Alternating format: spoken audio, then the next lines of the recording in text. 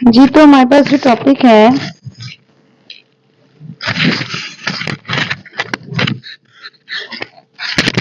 That is Henderson equation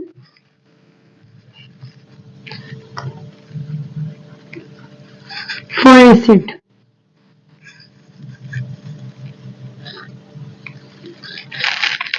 मेरे पास acid मैंने लिया, वाटर लिया, it will form H3O positive and A negative. लेकिन अगर मैं अकेला एसिड लेती हूँ like HA, it will form H positive and A negative. अब मैंने वाटर नहीं लिया ना, अब डायरेक्ट एसिड है तो मेरे पास KC नहीं आएगी, इसके लिए KC आनी थी, इसके लिए KA डायरेक्ट आएगी। H पॉजिटिव, A नेगेटिव, नीचे HA। क्लियर है? अब हमने हाइड्रोजन आयंस को सेपरेट करना है। इधर रहने देते हैं हाइड्रोजन आयन को एक तरफ, KA के साथ हम ले जाते हैं HA और A नेगेटिव। ठीक है, अब हम क्या करेंगे, आपने हेंडरसन इक्वेशन निकालने के लिए लॉग लेना है दोनों साइड्स पर। Log H positive, log KA, log HA, A negative. अब आप कर लेते हो, माइनस कर लें, नेगेटिव से मल्टीप्लाई कर लें, minus log H positive minus log KA minus log HA over A negative. याद रखिए ये एसिड है, जब ये आयनाइज हुआ है तो ये H पॉजिटिव आयन है और ये इसका सॉल्ट है। ठीक है, माइनस लॉग H पॉजिटिव जब हो जाता है तो that will be equal to pH minus log pKa minus log acid नीचे इसका सॉल्ट। ठीक है, एसिड और उसका सॉल्ट। अब क्या करते हैं हम, अब हम जरा इस तरीके से करते हैं कि हम माइनस लॉग को प्लस करना चाहेंगे तो pH will be equals to pKa plus log और सॉल्ट ओवर एसिड। अब मैं आपको एग्जांपल देती हूँ, this is Henderson equation for acid.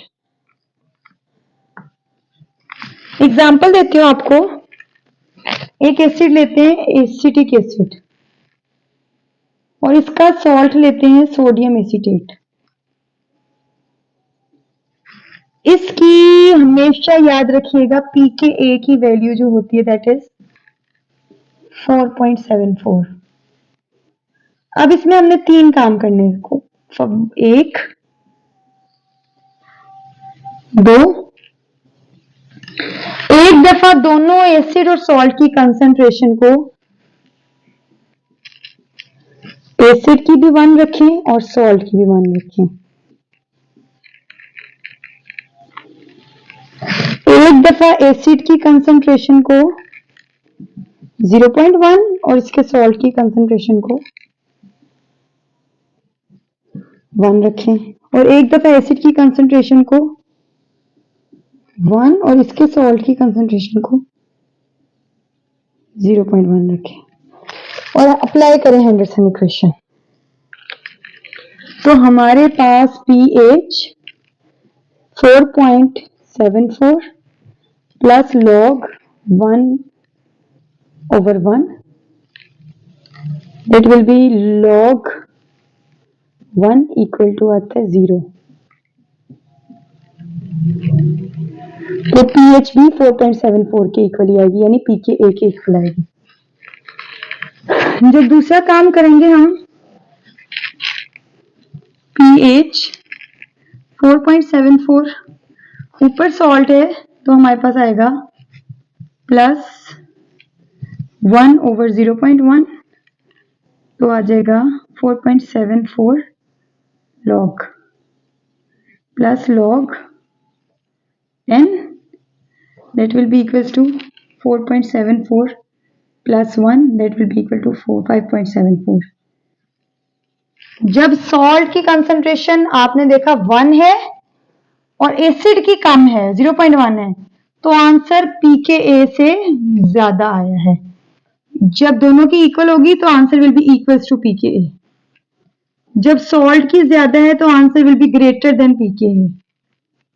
अब तीसरा केस जब सॉल्ट की कम आपको नजर आ रही है pH 4.74 प्लस 0.1 ओवर log 1 तो आंसर आएगा 0.1 तो इसका लॉग लेंगे तो that will be equal to -1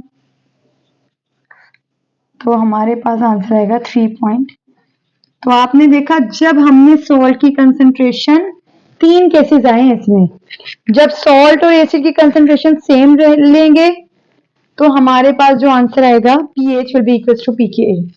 जब सॉल्ट की ज्यादा एसिड की कम तब हमारे पास pKa की वैल्यू pH की वैल्यू pKa से ज्यादा।